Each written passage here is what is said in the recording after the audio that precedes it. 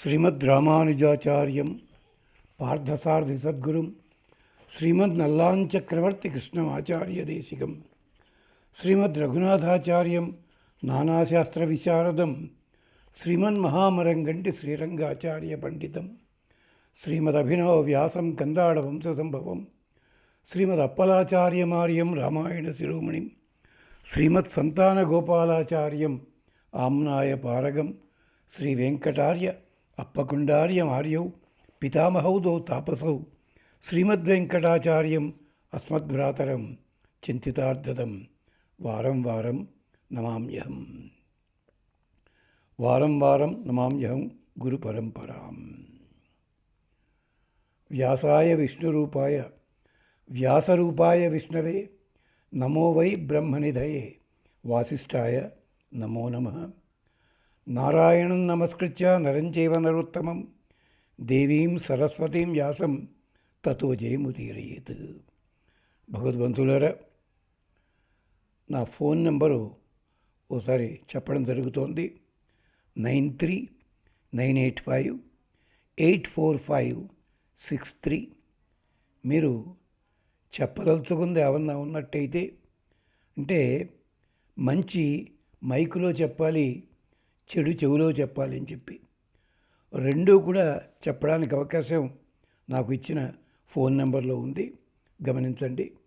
అందరికీ తెలుసున్న విషయాలే ఎత్తుకుంటూ దాంట్లో మరిచిపోతున్న కొత్త కోణాన్ని సూచించే ప్రయత్నమే టీకేవి ఆర్పి రాఘవ పాండవి అని చెప్పి.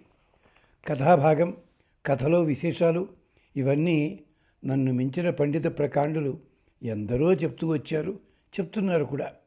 కానీ అలాంటి పెద్దలు నా కోసం వదిలిపెట్టిన భాగాలేమో అనిపిస్తుంది.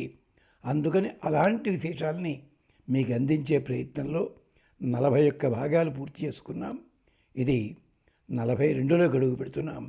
రాఘవ పాండవీయం, టీకేవి రాఘవ పాండవీయం.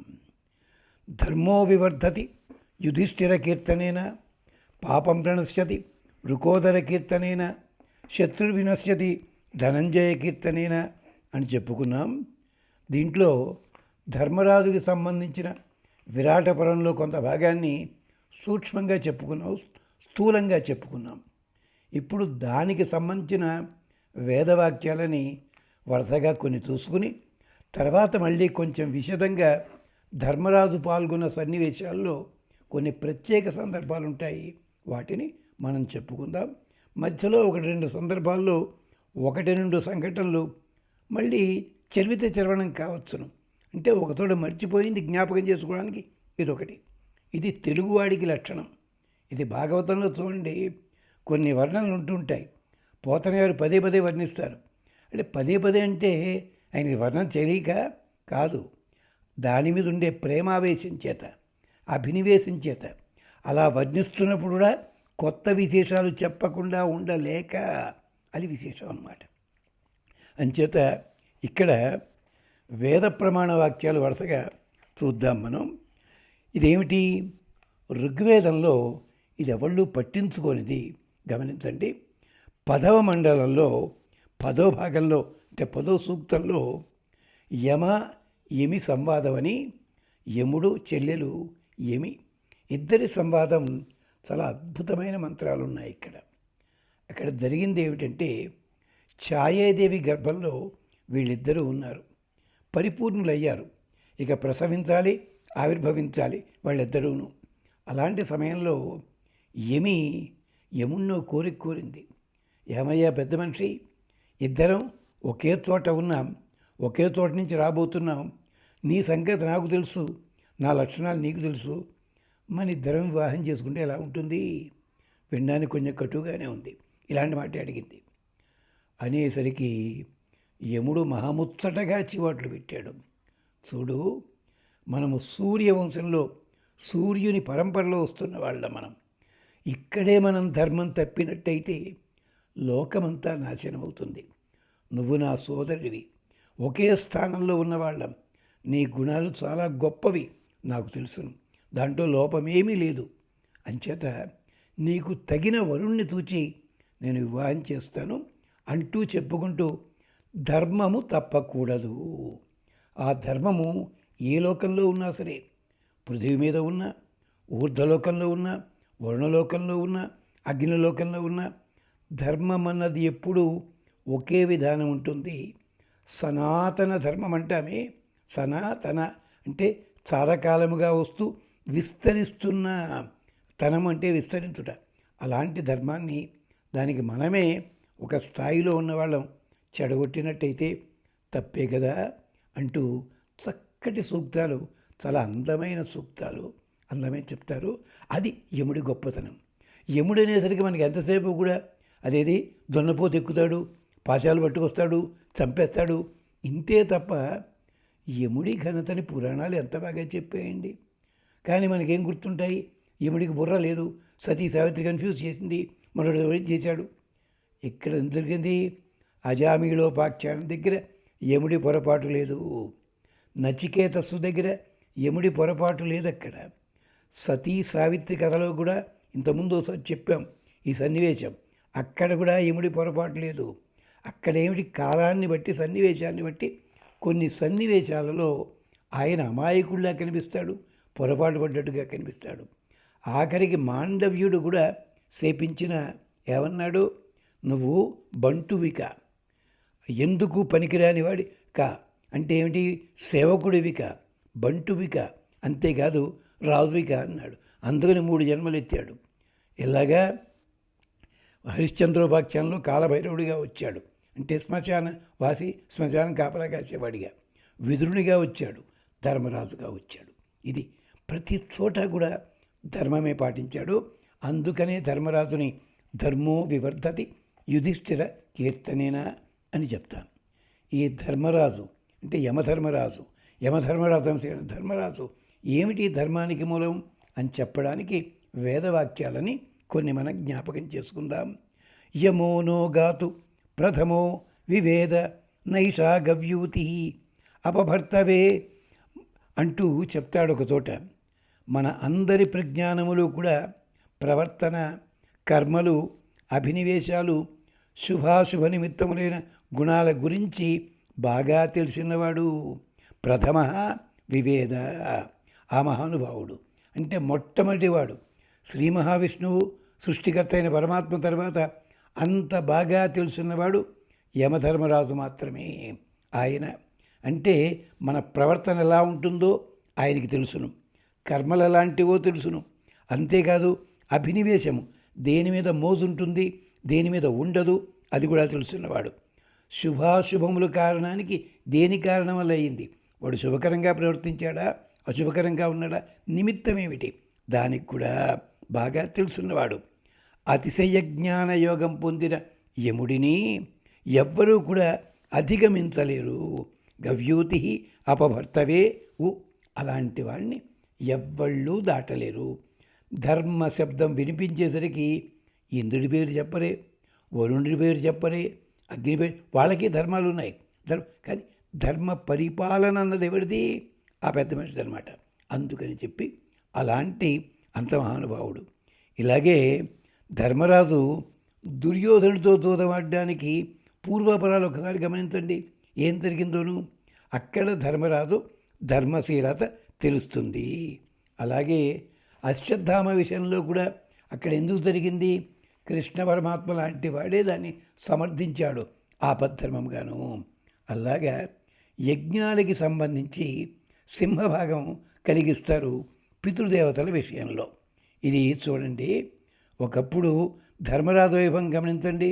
రాజసూయం వేళ పరమాత్మని ఎలా ప్రార్థించాడు? ఇదే పద్ధతి వేదంలో కూడా కనిపిస్తుంది. మహానుభావుడు యముడు పరమాత్మని చేరేటప్పుడు కానీ, యముణ్ణి మనం ప్రార్థించే విధానం కానీ, మహో యస్పతి శవసో అసామ్య మహో నృమ్ణస్య తూతుజ భర్త వజ్రస్య ధృష్ణో పిత పుత్ర ఇవ ప్రియం. ఇంద్రస్థానం అన్నది కృష్ణుడికి అప్పచెప్పారు. అక్కడ ధర్మరాజు చేసిన పని ఏమిటి? కృష్ణుడిని అగ్రతాంబూలాన్ని కూర్చోబెట్టాడు. అది ఎవరి మాటతోటి? తనకు తోచిందా? కాదు. ఏ తత్ర బ్రాహ్మణ సమ్మర్శిన అధయతి తే కర్మ విచికిత్సా వా స్యాత్ ధర్మ విచికిత్సా వా స్యాత్ ఏ తత్ర బ్రాహ్మణ సంవర్షణ పెద్దలందరినీ అడిగాడు. అందరినీ అడిగితే పెద్దలంతా చెప్పింది ఒకటే మాట. ఏమిటది? భీష్ముడిని అడగవయ్యా ఇంట్లో పెద్ద ఆయన అన్నారు. ఎందుకని దానికి 4 కారణాలు చెప్పారు. సభాపర్వంలో ఉందని. అప్పుడు భీష్ముడు కృష్ణుని పేరు చెప్పాడు. అదనమాట. అంటే ఇంద్రస్థానం అన్నది అక్కడ వేదంలో ఇంద్రుడిని కోరుతుంటారు, ఇక్కడ కృష్ణుణ్ణి.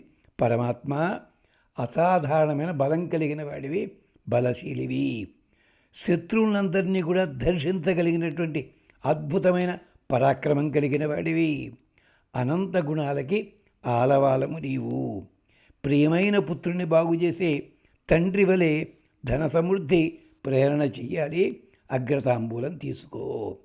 ఈ మాట అనగలిగింది ధర్మము తెలుసున్న యమధర్మరాజు అంశైన ధర్మరాజు తప్ప లేదా మామూలు వాళ్ళు ఎవరు కాదండి.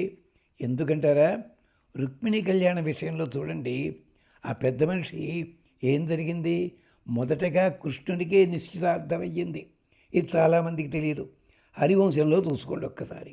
కానీ ఎప్పుడైతే కంసుడు మరణించాడో, కంసుడితో గొడవైందో, అక్కడ జరాసంధుడు వీళ్ళంతా కూడా ఎదురు తిరిగితే శిశుపాలుడు ఎదురు తిరిగాడు. అప్పుడు రుక్మి శిశుపాలుడికి ఇచ్చి, అదే ఉంది పద్యంలోను చూసుకోండి. కావాలి ఆయన ఆ నేడునను చైద్యునకిచ్చదను.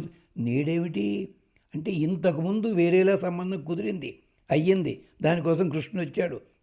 అదంతా ఉంది, హరివంశంలో ఉంది. నేడు అనే పోతన గారి తెలుగు పదంలో ఇవాళ అంటే నిన్న మొన్న వేరే అది.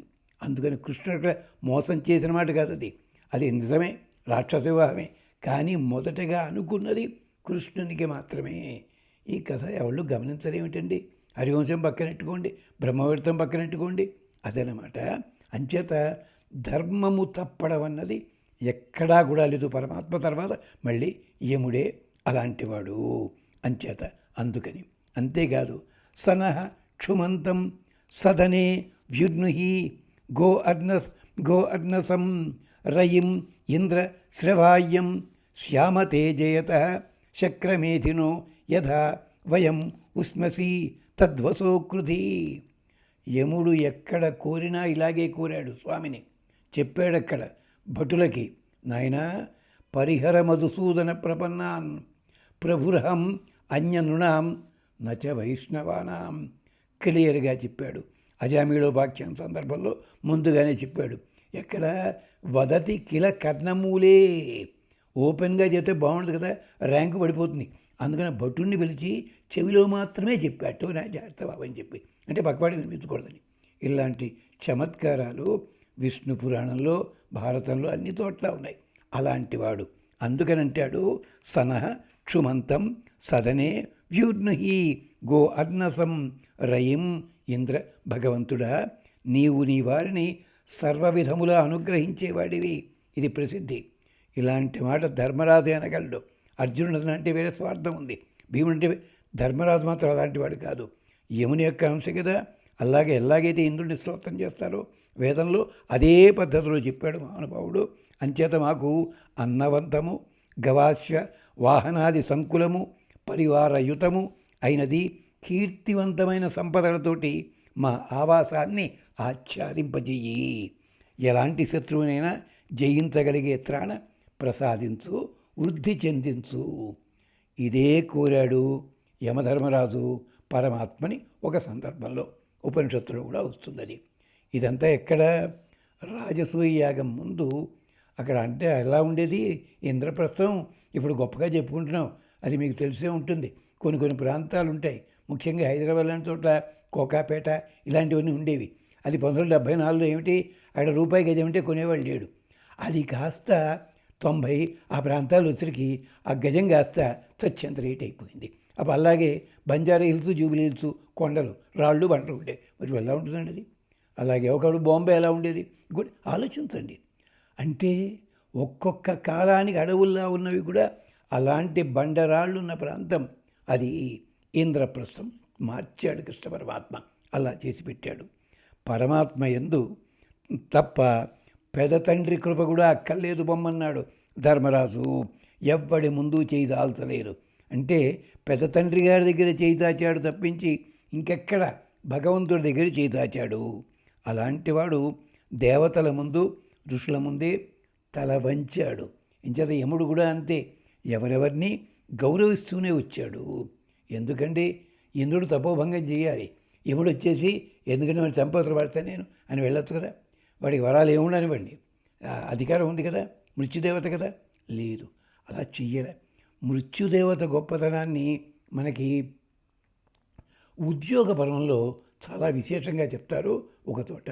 అలాంటిది అలాగే ఎవరిదిగా చేతాడు అంటే యాచనలో కష్టము, హీనత ఎరిగినా కూడా వేషం భాష మార్చాడు, విరాటరాజు ముందు నిలబడ్డాడు. అందుకని ధర్మో వివర్ధతి యుధిష్ఠిర కీర్తనేనా. అదే అంటాడు. ఎందుకని ఓ వేదంలో మంత్రం ఉంది, యదింద్రాహం యథాత్వం ఈసీయ వస్వ ఏకైత్ స్తోతామే గో సఖాస్యాత్. బాబు పరమాత్మ, నేను కూడా నీ వల్లనే బాగా డబ్బున్నవాడిని అయ్యుంటే, సంపదలకి ఏకైక అధిపతిని అయ్యుంటే, నన్ను స్తుతించేవాడికి నేను అఖండ సంపద ఇస్తా. ధర్మరాజు ఎవరి ముందు నిలబడ్డాడండి? విరాటరాజు ముందు. విరాటరాజు అంటే ఎవరిని చెప్పుకున్నాం? విరాట్ పురుషుడు పరమాత్మ. చూడండి, అక్కడ యమధర్మరాజుగా ఉన్నప్పుడు ముందే చేయి చాచాడు, ఇక్కడ ఉన్నప్పుడు కూడా ఇదే జరుగుతోంది. ఇది విశేషం అన్నమాట. అంటే ధర్మో వివర్ధతి అని చెప్పడంలో యముని గొప్పతనము, ధర్మరాజు గొప్పతనము ఇక్కడితో చెప్పుకుంటున్నాం. ఇంకో భాగంలోకి మళ్ళీ వెడదాం కొద్దిసేపట్లో. స్వస్తి.